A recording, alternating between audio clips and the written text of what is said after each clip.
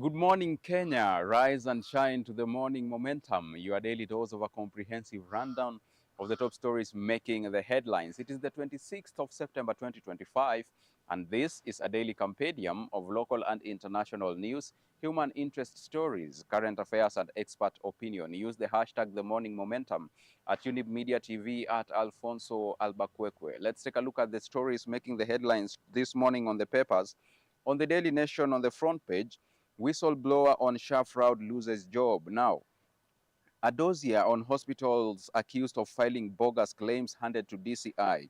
Andrew wrote France Partnerships for Innovation and Growth Summit in Nairobi in May will bring together African and French heads of state and government as part of the renewal of relations between France and African nations. We'll catch up with that on page 7 this morning. In matters devolution, counties splash 16 billion on trips as development lags. Now, despite repeated austerity calls, MCAs and governors continue to splurge on lavish trips locally and abroad, yet budgets for development are dwindling. We'll control units ahead of 2027 polls. Kenya is likely to head into the 2027 general election without a review of electoral boundaries. The new electoral commission, like its predecessor, is reluctant to carry out the demarcation. The redrawing of constituency and ward borders is among the most politically sensitive undertakings in the electoral cycle, as it undermines whether constituencies are split, merged, or scrapped, with the direct consequences for citizen representation and political careers. Now, let's get up close and candid on page 2. Thugs in uniform. Police officers arrested in suspected robbery ring. Now, victim's vehicle believed to have been moved from station in an attempt to conceal evidence. Attackers assaulted man and forced him to transfer money from his phone. Now, the 2-week fight that Elvis Musyoka put up in the intensive care unit did more than just test his will to live. Investigations into his attack may have just cracked open a robbery syndicate run by the very police officers sworn to protect him. The Directorate of Criminal Investigations, DCI, has arrested 8 police officers based in Kisumu County in connection with Mr. Musyoka's attack and the mysterious disappearance of his Toyota Land Cruiser from Maseno Police Station. You want to catch up with that on page 2. Now, on page 3 this morning, Kin of officer killed in Haiti accused the state of heartlessness. Now, grief has engulfed the family of Benedict Kabiru Kuria, a Kenyan police officer deployed in Haiti under the Multinational Security Support Mission, MSSM.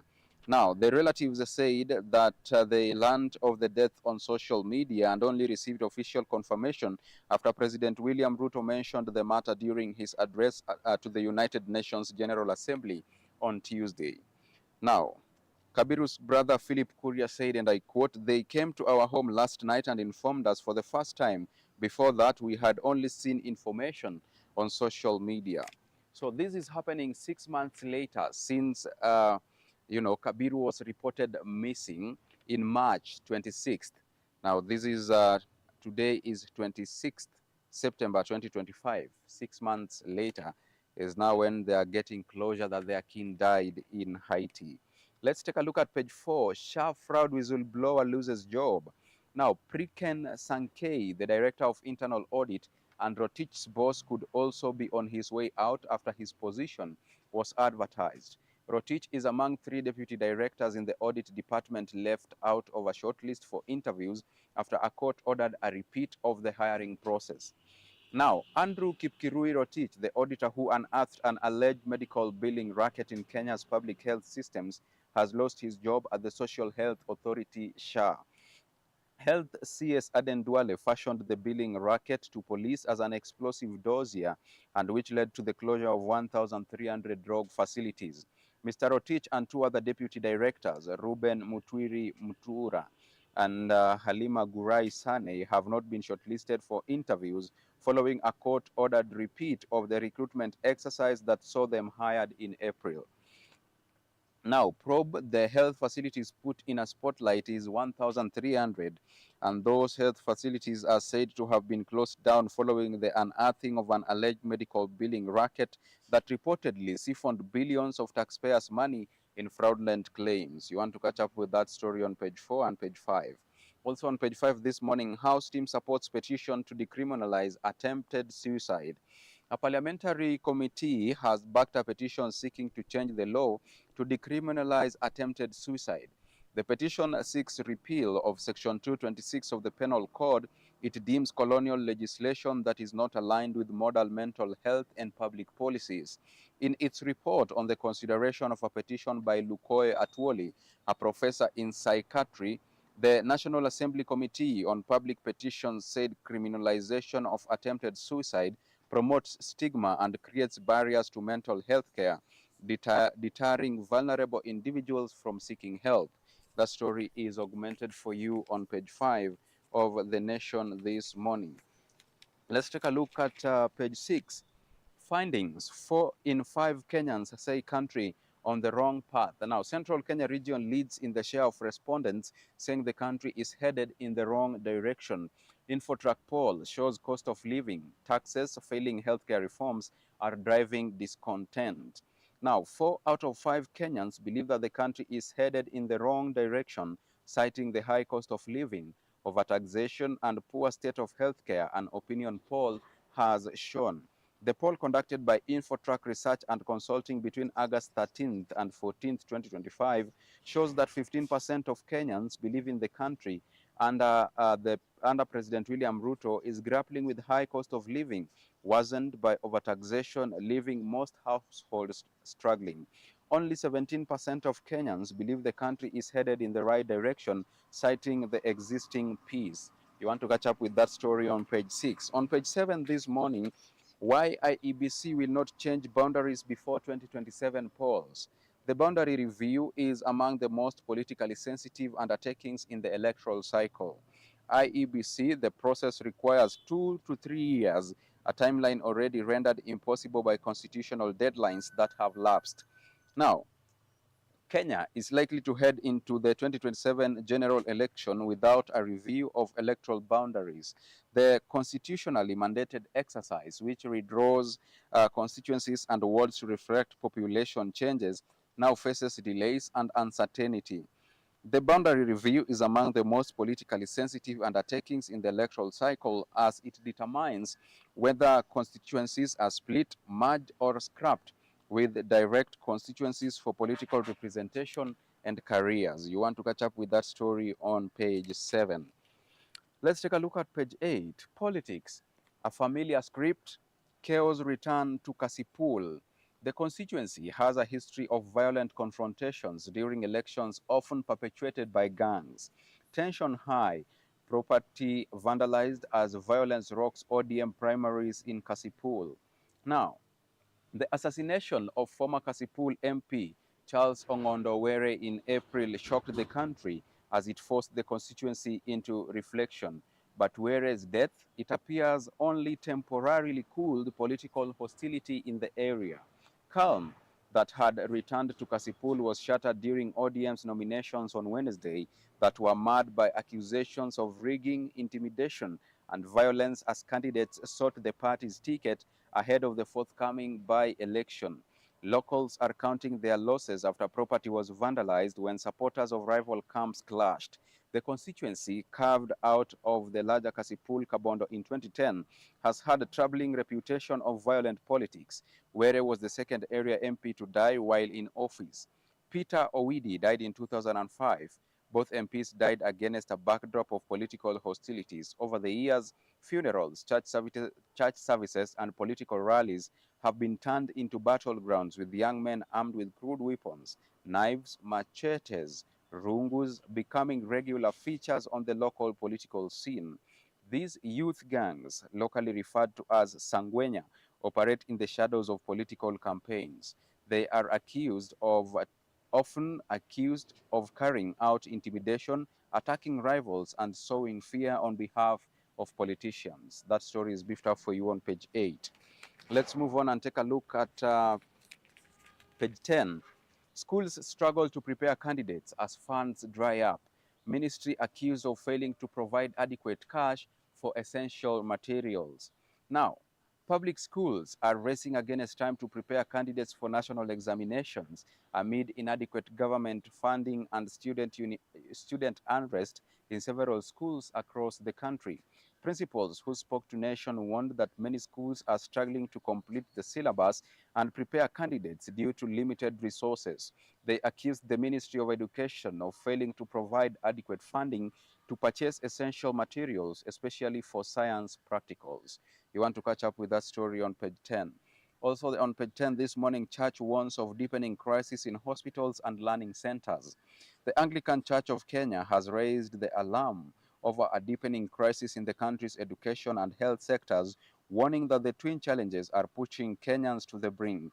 Archbishop Jackson Olesapit said thousands of students risk being locked out of higher education due to poor planning and delayed capitation, citing more than 42,000 qualified learners who failed to secure university placement this year. You want to catch up with that on page 10. Let's take a look at page 12. Court orders salary review for universal health coverage nurses. The nurses were paid less than their colleagues on permanent terms and had no allowances. Now, judge says principle of equal pay for equal work should have been applied. Court has ordered government to harmonize the salaries of nurses hired on contract by the Ministry of Health during the COVID-19 pandemic with those of their colleagues under permanent and pensionable terms. You want to catch up with that on page 12. Let's take a look at the expert opinion now. Time to quit flogging dying donkey. Now, we seem to be in a financial crisis, but something appears to be tenuously holding things together. These are sentiments of Mutuma Matthew, an economist, and you want to catch up with that insight on page 14. On the DN2, The Voice article this morning, the price of poverty. Meru has one of the country's highest teenage pregnancy rates as 24%, nearly double national average of 15%. While there exist support programs for young mothers, the cycle continues with 28% of those delivering in county facilities still being teenagers. You want to catch up with that story on page 4 and page 5 of the DN2 The Voice. Now, also on page 6, the Women Rep files. Catherine Omanyo, from dismissed little girl to August House as Busia Women Rep. You want to catch up with that human interest story on page 6 of the same article. Let's move on and take a look at what's happening in the counties. We start with expenditure. Counties blow 16.2 billion shillings on trips as development lags. Nairobi used 863.3 million shillings on conferences and study tours. Despite repeated austerity calls, MCAs, governors continue to splurge on lavish trips locally and abroad. 2 billion shillings is the amount that county officials used in foreign trips during the 2024-2025 financial year. These are reports according to Auditor General. Now, governors, members of county assemblies, and county officials splashed more than 16.2 billion shillings on domestic and foreign trips in a single year, a new report has revealed. The latest county government's expenditure review report by Controller of Budget Dr. Margaret Nyakango shows how officials undertook costly benchmarking tours, conferences, and workshops both locally and abroad with minimal benefit to the electorate during the year ending June 30th, 2025. You'll catch up with more insights on page 17. Briefly, in Nairobi County, Dandora dam site stalemate persists. Now, more than a decade after successive administrations pledged to shut or relocate the Dandora dam site, the site still receives over 2,000 tons of waste daily. Governor Johnson Sakaja is pursuing a 45 megawatt waste to energy project with a Chinese firm, but residents remain skeptical after similar plans by past leaders stalled. The Auditor General has also flagged land ownership disputes. You want to catch up with that on page 17. Now, in Meru County, residents protest forest annexation. Residents have protested the felling of indigenous trees at Liutu Keiga Forest in Tigania West to pave way for the stalled Miathen Mikinduri Road. Locals accused the Kenya Forest Service of supervising destruction without involving them, even as plans to annex 50 acres of Imenti Forest for a state lodge, golf course, and airstrip draw criticism. In Vihiga County, county is first to enroll staff in SHA. Vihiga has become the first county to enroll all its 3,032 employees and their dependents in the Social Health Authority New Public Officers Medical Scheme. The deal, signed in the presence of Health CS Aden Duale, will take effect on 1st of October 2025, giving county staff access to comprehensive care at hospitals of their choice. SHA has distributed 80 million shillings to the county, with Governor Wilbur Otichilo hailing the move as landmark step toward staff welfare and universal health coverage. Now, let's move on and take a look at business news. Concern: small circles face mergers for stability, tight oversight. Minister says most Bosa-only circles are inactive and unstable. Consolidations seen as only way to financial visibility of circles with thin capital bases. In numbers, 65% is the estimated percentage of deposits held by only 40 circles out of 355 circles under the watch of SASRA. 100 million shillings is the minimum amount that circles supervised by SASRA are expected to have as deposits. All right. So briefly, in the insurance sector, Jubilee Health earns top financial rating, and also in court, Stan Chart retirees to wait longer for 7 billion shillings payout. Now, let's take a look at sports news this 26th day. Now, we start with cricket. Kenya's World Cup bid faces major test against Namibia. 8 teams fight for 2 slots in the T20 Global Showpiece set for India and Sri Lanka. Group A fixture start at 10:30 a.m. Kenyan time in Harare. Sachin Gill available, but Mugabe out injured. That story is augmented for you on page 30. On page 31 this morning, APS Bomet FC carrying South Rift's football dreams to the big league. Now, we have the capacity to challenge for the title, declares club chairman Akama. Ambitious police side, formed in 2013, say they have learned from history and are ready to upset the established order in their debut season. You want to catch up with that story on page 31. Now, let's take a look at the cover page of the Daily Nation this morning. We start with the CAF Champions League. Now, Kenya Police FC, wary of their Somali opponents. Now, second leg encounter will be held at Nyayo Stadium on Sunday. Mogadishu can punish you anytime, Coach Ndairagije says ahead of their return match. Now, Kenya Police FC are leaving nothing to chance in their 2025-2026 CAF Champions League first preliminary round return leg against Somalia's Mogadishu City club on Sunday at Nyayo National Stadium, Nairobi, despite holding a 3-1 advantage. The build-up to this match that kicks off at 4 p.m. has been overshadowed by the unbecoming behavior of some Mogadishu fans who were caught on video disparaging the Kenyan flag during their first leg encounter. And on the KPL, that is Kenyan Premier League, winless Gor poised to unleash Uganda forward. Now, Gor Mahia's Ghanaian coach Charles Kwabla Akonor will be out to ensure his side improves on his attack when they face Sofapaka in a SportPesa League contest tomorrow at Dandora Stadium in Nairobi. The fixture comes after their shock 1-0 loss to Bidco United, where the former league champions dominated but failed to convert the scoring chances that came their way. Now, with that story of Kogalo, we come to the tail end of today's session of the Morning Momentum. Thank you so much for choosing to stay with us. We do appreciate your time. From all of us here at Younib TV and all those who made this broadcast a success, we wish you a good day and we wish you a good weekend in advance. My name is Alphonse Ouma. See you next week, same time, same place. Until then, do have a beautiful weekend.